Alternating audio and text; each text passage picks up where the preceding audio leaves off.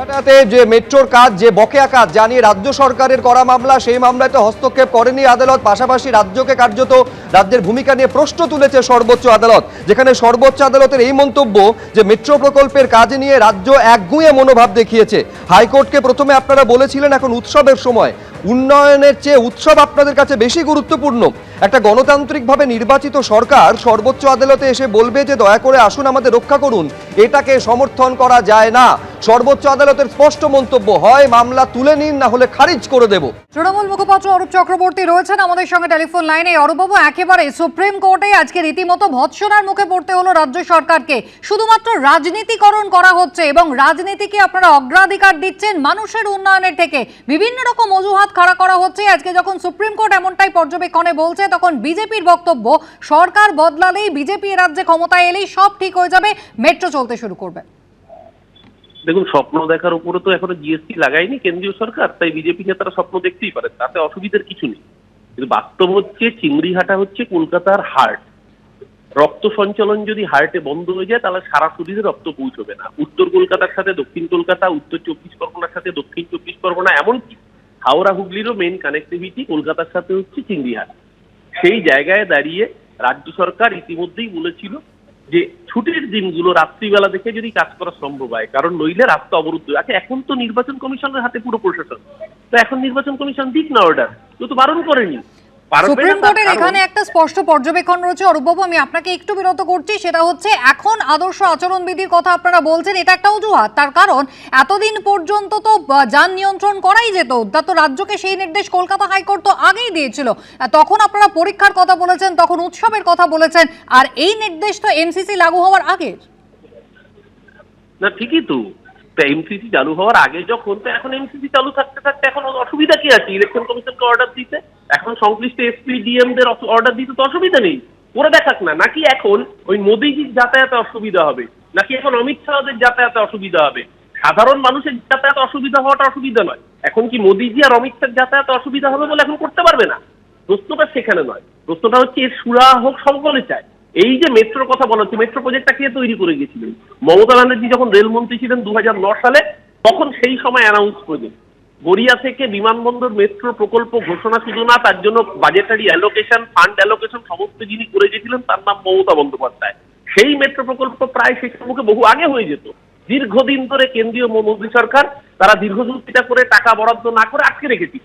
এখন ভোটের মুখে যখন মনে পড়েছে সেটা নিয়ে নাটক করতে হবে, রাজনীতি করতে হবে। এখন নির্বাচন কমিশনের হাতে ফুল অ্যাডমিনিস্ট্রেশন রয়েছে, ওরা অর্ডার দিয়ে করাক না। যদি এতই সহজ হয় বিষয়টা এত সহজ নয়। কারণ চিংড়িঘাটা আটকে গেলে পুরো কলকাতার লাইফ সার্কেল আটকে যাবে। চিংড়িঘাটা যদি আটকে অবরুদ্ধ হয়ে যায়, কলকাতার যান ট্রাফিক সিস্টেম বন্ধ হয়ে যাবে। সেই জায়গাটা প্রপার প্ল্যানিং করে করার কথা রাজ্য সরকার বলেছিল। এরা দীর্ঘসূত্রিতার কারণে বিভিন্ন জায়গায় আসলে কাঁধে রেখে বন্দুক চালানো খুব সহজ। এবার তো ওনাদের হাতে রয়েছে অ্যাডমিনিস্ট্রেশন, ওনারা চালিয়ে দেখা করে যদি পারে, এতই যদি সহজ হয়। ধন্যবাদ। কলকাতা হাইকোর্টের যে নির্দেশ ছিল চিংড়িঘাটার অসম্পূর্ণ মেট্রো প্রকল্প নিয়ে, তাকে চ্যালেঞ্জ করে সুপ্রিম কোর্টে গিয়েছিল রাজ্য, কিন্তু রাজ্যের সেই দাবি আজ মোটেই মান্যতা পায়নি। বরং সমস্ত উন্নয়নকেই যেন রাজনীতিকরণ করা না হয়, আজকে সর্বোচ্চ আদালত কিন্তু স্পষ্ট নির্দেশিকা বুঝিয়ে দিয়েছে। হয় মামলা যেন রাজ্য প্রত্যাহার করে নেয়, না হলে মামলা খারিজ করে দেওয়া হবে।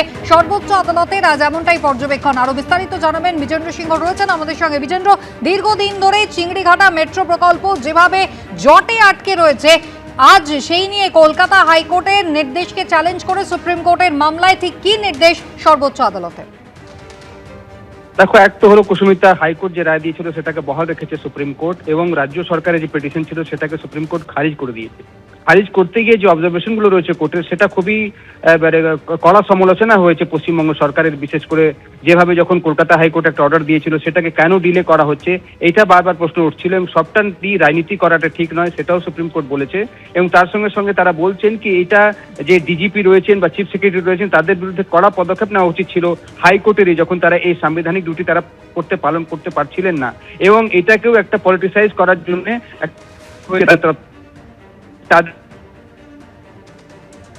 বিজেন্দ্রর সঙ্গে আমাদের যোগাযোগ বিচ্ছিন্ন হয়ে গেছে, আমরা আবারও যোগাযোগ করার চেষ্টা করছি আমাদের প্রতিনিধির সঙ্গে।